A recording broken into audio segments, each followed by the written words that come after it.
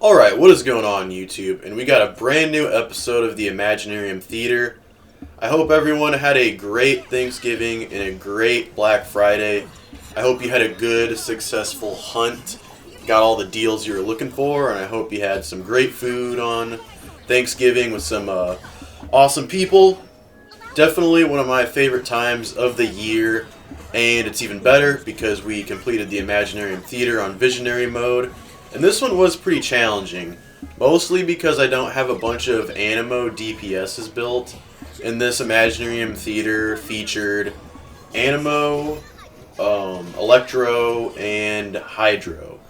And I had an okay amount of Electro and an okay amount of Hydro, but I didn't have a lot of viable Animo options, so I ended up building Candace, because I was one character short. And so this Abyss is a little more heavy on the Hydro and the Electro, which you might not be able to see yet, because as per the usual, I'm trying to get the trial characters out of the way first so it feels as authentic as possible to my own account. And I also sped this up for y'all so that you didn't have to see like me just kind of dinking around with subpar teams in the first portion of these acts. I had to use Kazuha right away, because otherwise damage just wouldn't have been done in the first act. But other than that, we're doing, gosh, what is this woman's name? Kokomi. Haven't heard that name in a while. Pretty big in the Inazuma update. But we're using her to get Hydro out there, and then just swirling it with all of our other Animo characters we got. Heizo, DPS Heizo, not bad. Very happy he held his own. It's really nice to use characters who I've wanted to build for a while, but aren't quite good enough for the Spiral Abyss. That's one reason why I do love the Imaginarium Theater. And I'm hoping everybody else on YouTube watching Genshin videos feels the same way. It's typically Imaginarium Theater videos, they don't pop off quite as much as the Spiral Abyss ones. Right now we're using Keking, or Kaching or whatever, which has also been another super cool character to get to use. I got Kaya's, or technically, gosh, what's that dude's name? Alhaitham's signature weapon that I was using on Kaya.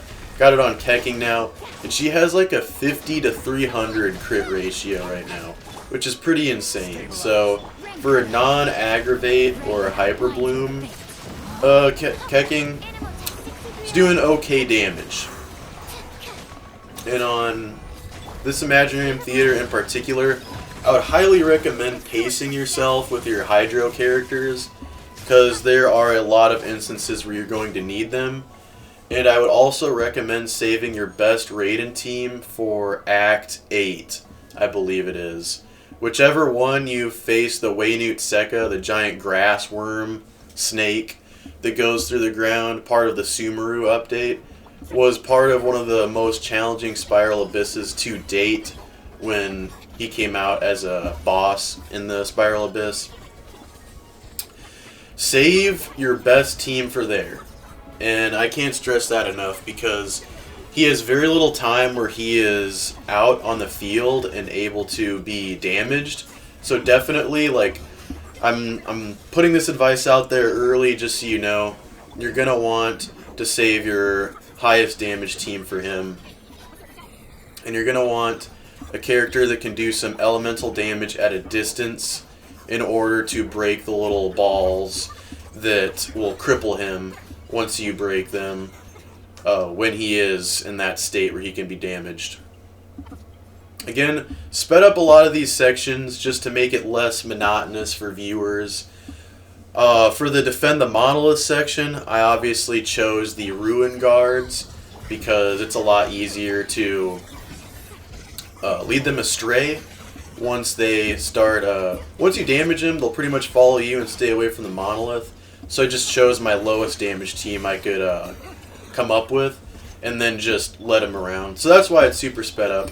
Always do that in the Imaginarium Theater. It's kind of a little freebie, because without it, I find the Defend the Monolith challenges with anything other than ruin guards to be the most challenging part of the Imaginarium Theater.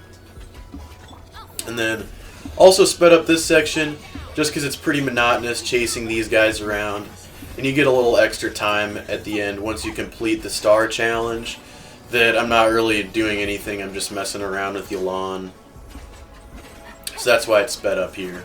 I think this would be a really good Imaginarium Theater for you if you had Hydro DPSs like Ayato or gosh, I don't even new one, the Dolphin Girl, Mulani or whatever her name is, or if you had really good Animo DPSs like Chaska, obviously. Maybe Cloud Retainer. Cloud Retainer could probably mix with a different character and provide a lot of damage increases. And I feel like there's got to be more Animo DPSs that I'm drawing a blank on other than that, but I can't think of them. But if you do have any of those, this would be a much better Abyss for you. Maybe if you had Chlorine, a little more electro damage, Miko, or whatever her name is from Inazuma. Probably be a lot smoother, but right here, we are busting out our Raiden team. And we also got, you'll notice, the Hydro MC. And he is actually useful in this particular act right here, because you can use his little finger gun to shred the Hydro Shield on this little Phoenix guy and get him crippled a lot quicker. So we're able to do this in like one little shield shred. Just a little Raiden and Farina action once he's crippled. Doing a bunch of damage here. Made some use out of our MC.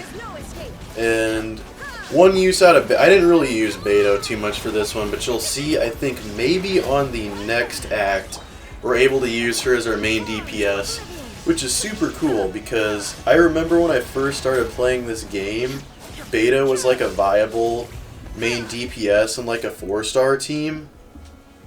And my only 5-star DPS at the time was Hu Tao. This was before I even got Raiden.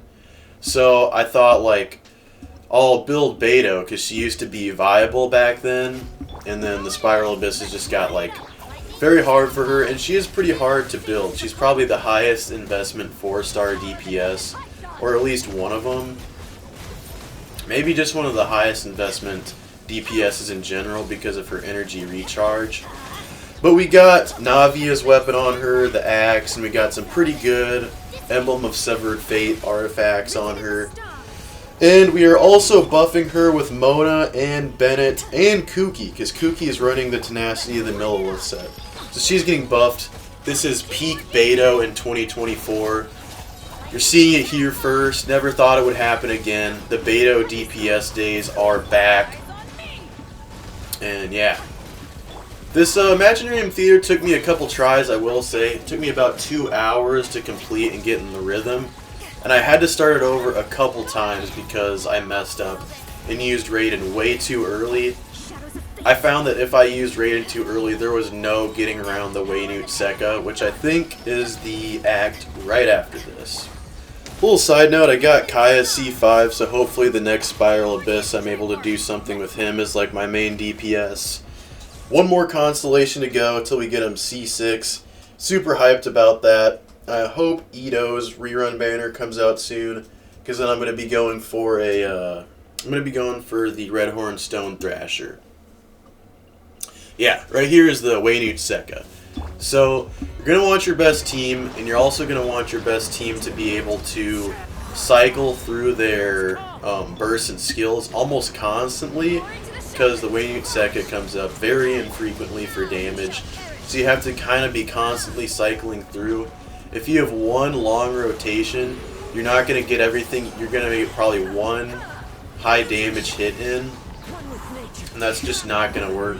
You're going to want a team that has a lot of uptime on their damage, like a Raiden team, or I don't really know what other teams for off the top of my head, but if you have one, you'll probably know. You don't want this part right here where you can cripple it to be your first instance of damage. you're going to want it to be at least down to 2/3 of its health by the time you cripple it. Which, as you can see right here, works out pretty well for us. A lot better than it did when we took on this boss in the Spiral Abyss. Thank God, because that gave us some trouble back in the day. I remember that was one of the first Spiral Abysses that I was like really late on uploading because I just could not for the life of me figure out how I was going to beat it, and I didn't think I was going to beat it. But here we are. This act right here, Act 9, also gave me a little bit of trouble just because at this point I didn't have a lot of high damage. I didn't have a main DPS anymore. And so I was basically using Yelan as my main DPS. And I elected, because the energy recharge on this team isn't massive, especially for Yelan. Like, Barbara isn't proccing a lot of energy particles. So it is up to Yelan to get her burst back, basically. So I use my burst to kill every other opponent, basically. And then the opponents in between, I would try to use her skill and get her burst back, like, as I was killing them. And then also using the off-field damage from Fischl and Bennett to buff it all and bring the whole conglomerate damage package together. Also, another side note, I apologize if my voice is a little shaky. It's 59 degrees in my room and 12 degrees outside today. And I always start my day with a cold shower just to kickstart my day and, you know, get the dopamine regulation going, set the circadian rhythm. And I basically never warm up until after I work out. So I'm just a little shivery right now. That's why my voice is a little bit shaky. I'm not on drugs or anything like that or going through withdrawals. We are just a little chilly today. Now for our last act, we got this floating guy. What's he called? The prototype Cal Broquette. And this is a Fontaine boss that gives you the ability to do plunging damage, which is super cool. So you just want to jump up right before he sends out this shock wave on the ground, this little ripple of damage. And I'm just weaving in Jing-Q attacks in between the plunges just to get a little extra damage. Furina's off-field damage is critical against this dude because when you're doing plunges, you're not doing any Jing-Q damage. So I'm relying heavily on Fischl and Furina's off-field damage and buffing it all with Mona. This is one of my favorite bosses to go against because I think it's fairly easy if you have a good off-field damage team and a character who can do good like base damage using the plunges.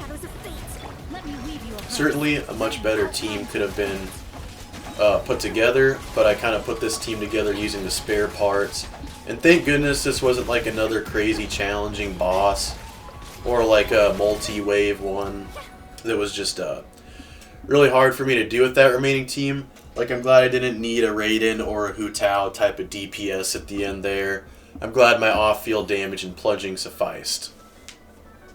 Sped this part up, still left it in for authenticity, and I also sped up the builds just to cut down. If you want to pause or slow the video down, you're welcome to during this build section. I just wanted to go through it because obviously the Imaginarium Theater, there's a lot more character builds to focus on. So I just sped it up for time's sake. Alright, go through the builds really quick, see how I can cover this. I think we got Heart of Depths on the the Hydro Traveler, and we got the prototype Rancor on him, which I had to level up to get challenges done for the little Explore book. I don't know if you knew, but you can get some pretty good rewards for leveling up the prototype Rancor pretty high, which most people did already during beginning game. I, for one, did not.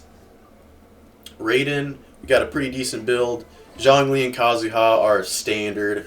Didn't do anything to change them. Just the shielding and buffing. Keqing right here we got on the double attack pieces. Oh, just one attack set. I guess I messed up. I meant for her to have Shimenawas and Gladiators on. But she did the job anyway, and I love seeing that massive crit ratio there.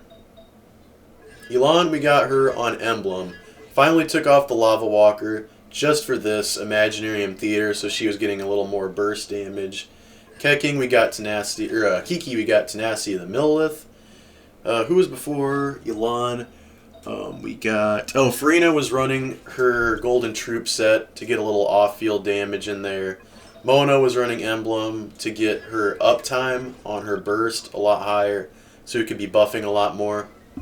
I switched Heizo off of Verdescent Venerer and started running him on Wanderer's Troop so he could get more damage in. And before I did that, I was already running him with Kazuha, so he already had the Verdescent Venerer member on his team. So I was just like, we'll just get some more personal damage in on him. Who else we got here? Off-field damage official build with the Golden Troop. A Emblem of Severed Fate Cujo set, and then here's Beto, the DPS Beto in 2024. Pretty hyped about how that turned out. Very excited for the opportunity to use her. I tried to build Lisa for as much damage as possible, and I think she's just the worst built character I have on my account. I cannot for the life of me get any damage out of her. We got a pretty good healing build on Barbara. Nothing special. And then on Candace, we got a Noblest set. Also, run her to shield a little bit, just to buff and get some shield damage in. And we also got the big crit rate stat stick on her, just to make the build look better. But yeah, thank you guys so much for watching. I hope you guys do wonderfully on your Imaginarium Theater attempts. I hope you have a great day. And I love you guys. God bless you. Peace out. I will see you next time.